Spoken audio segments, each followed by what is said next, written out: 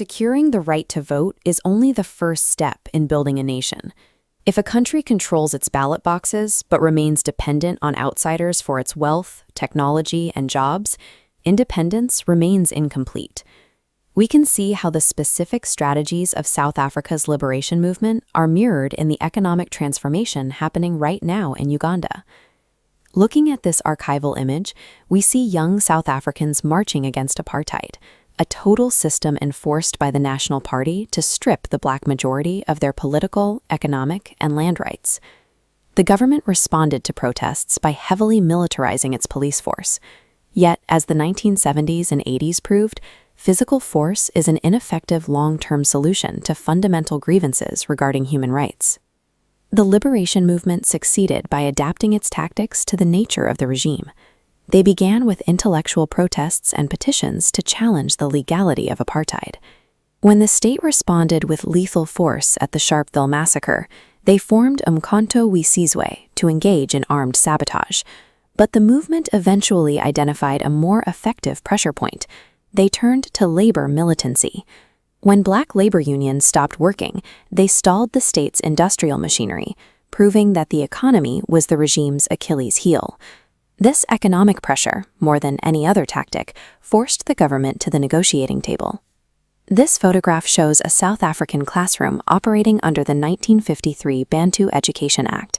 This policy used the curriculum as a tool of political control, designed to keep the black majority in their place as laborers for white-owned industry and farms.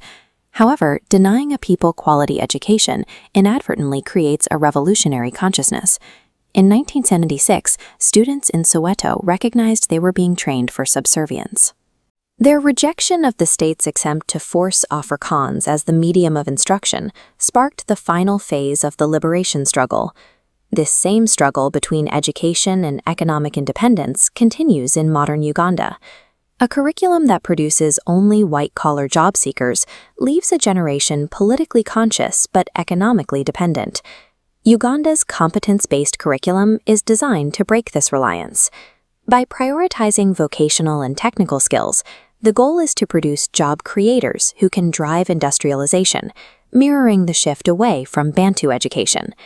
While trade and policy are vital, the curriculum serves as a foundational tool for economic change. Aligning what students learn with the technical needs of the country is a primary step in addressing youth unemployment. Outside the townships, the struggle was won through international solidarity. Global grassroots movements campaigned for economic sanctions, disinvestment, and academic boycotts. By the 1980s, these efforts made the apartheid system too expensive to sustain, as international banks refused to grant loans to the regime. Modern Uganda faces a different economic hurdle, the trap of exporting raw materials. This map shows the current cycle, where unprocessed coffee is exported cheaply, only to return as expensive finished goods from Europe or Asia. This cycle exports the value and the profit of Ugandan labor. The Buy Uganda, Build Uganda, or BUBU policy, is a direct response to this trap. By focusing on agro-processing, such as local coffee roasting and milk processing, Uganda keeps the value within the country. This ensures that the fruits of national labor are shared equitably. True independence in a globalized economy also requires regional integration. Uganda uses the East African community as a training ground, building the industrial competitiveness and collective bargaining power needed to eventually succeed in larger global markets. Just as the South African liberation movement relied on building an internal base of support, Uganda's current strategy focuses on empowering the local entrepreneur at the village level. Evaluate how these historical lessons apply to the present. Pause the video and consider, how does the Parish Development Model, or PDM, serve as a modern tool for economic liberation? The PDM is a tool for liberation because it decentralizes development. By bringing capital to the grassroots, the model aims to ensure economic inclusion for all, transforming every village into an active unit of production. This reinforces the lesson that political freedom is fragile without economic control. Sovereignty is maintained not just through the vote, but by ensuring the means of production are held by the people themselves. For your S4 examinations, remember these three connections. Youth activism leads to the new curriculum. Economic leverage through labor mirrors the BUBU policy.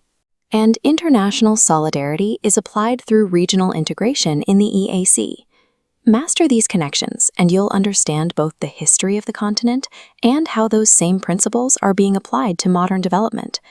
For more comprehensive class materials and practice exams, visit us at yaka.cc.